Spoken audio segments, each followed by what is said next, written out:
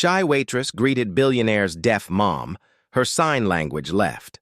Everyone shocked. The upscale restaurant was buzzing with laughter, clinking glasses, and the hum of quiet luxury.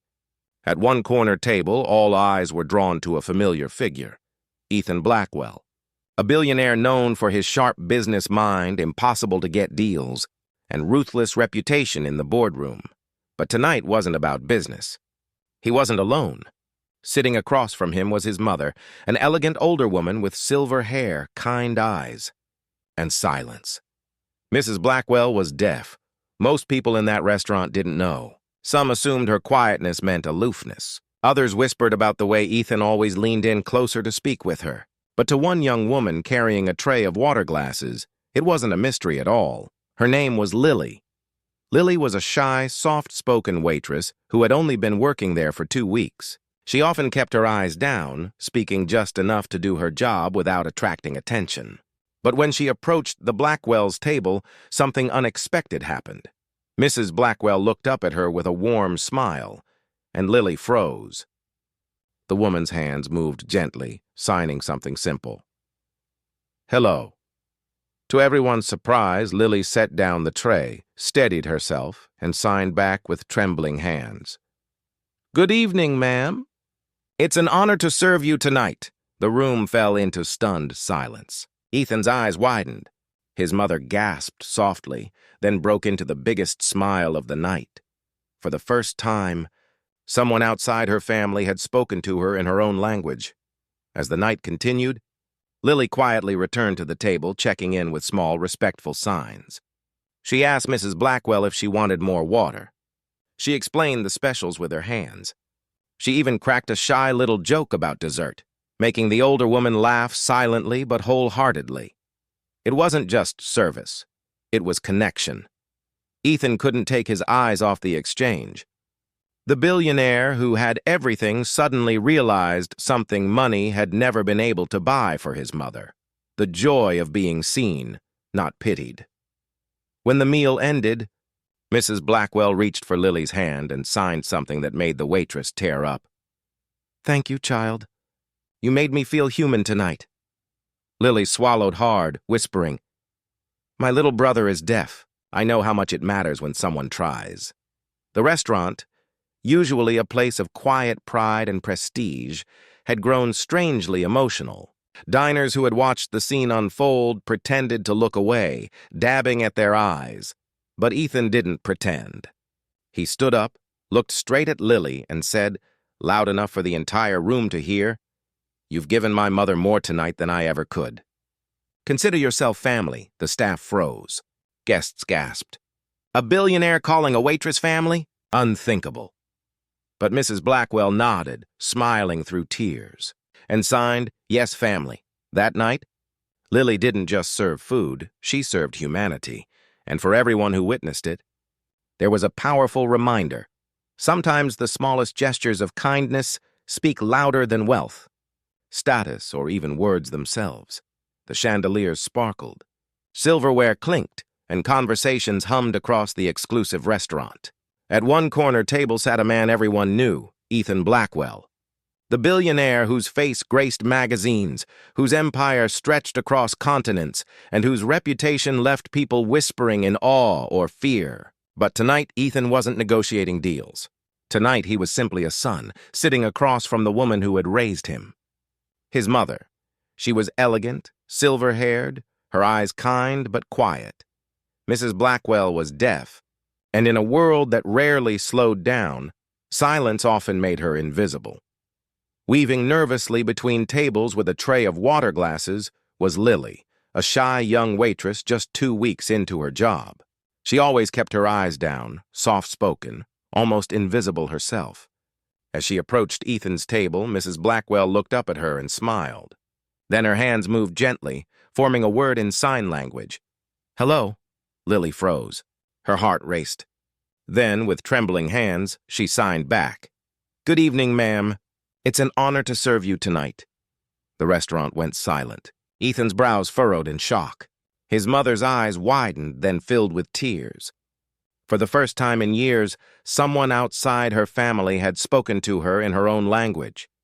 Mrs. Blackwell's face lit up, and she laughed, not with sound, but with radiant joy. As the evening continued, Lily returned to their table again and again. She didn't just pour water or clear plates. She signed. She asked if Mrs. Blackwell wanted more tea. She described the specials with careful gestures. At one point, she even made a shy joke about the dessert that left the older woman laughing in delight. It wasn't service. It was connection. Ethan watched, silent. The man who had built a lifetime of walls around himself saw those walls crumbling, brick by brick, all because of a quiet waitress who cared. At the end of the meal, Mrs. Blackwell reached for Lily's hand. Her fingers curled around it warmly as she signed. "Thank you, child. You made me feel human tonight." Lily's throat tightened. She whispered, "My little brother is deaf. I know how much it matters when someone tries." The room grew still. Guests wiped at their eyes. Even the staff paused, moved in ways they hadn't expected, and then Ethan stood. His voice carried across the dining hall firm and clear. "You've given my mother more tonight than I ever could." "Consider yourself family," gasps filled the restaurant. "A billionaire calling a waitress family? Unheard of." But Mrs. Blackwell nodded through her tears and signed the same word. Family. That night, Lily didn't just serve food. She served humanity, and everyone who witnessed it walked away with a lesson they would never forget. Sometimes the smallest gestures of kindness echo louder than wealth, louder than status, louder even than words themselves, because compassion doesn't need a voice. That night did not end at the restaurant. News spread fast, first among the diners who whispered about it on their way home. Then on social media, where a few discreetly taken photos captured the moment a billionaire stood to call a waitress family. But to Ethan and his mother, the memory wasn't about public attention. It was about something far more personal. Back at the Blackwell estate, Mrs. Blackwell sat quietly in her favorite armchair. Her hands rested in her lap, but her smile lingered. She replayed the waitress's trembling fingers, signing with sincerity, her heart swelling at the thought of a stranger who had cared enough to see her not as deaf, but as whole. She signed to her son slowly, "You work with people who chase profit. Tonight you met someone who understands people. Don't let her disappear." Ethan stood near the fireplace, his thoughts heavier than usual. In boardrooms, he was decisive, ruthless, always the man with the answer. But tonight he felt like a student of kindness. His mother was right. Lily wasn't just another face in a uniform. She had given his mother something priceless. The next day, as dawn broke over the city, Lily woke in her tiny apartment. She expected nothing to change. Billionaires didn't remember waitresses. She folded her uniform, packed her bag, and walked the familiar quiet streets toward work. But when she arrived, the restaurant buzzed with something unusual. Staff whispered, managers moved quickly, and at the corner booth sat Ethan Blackwell once again, this time without an entourage, without his mother, but with purpose. When Lily tried to slip by unnoticed, Ethan stood.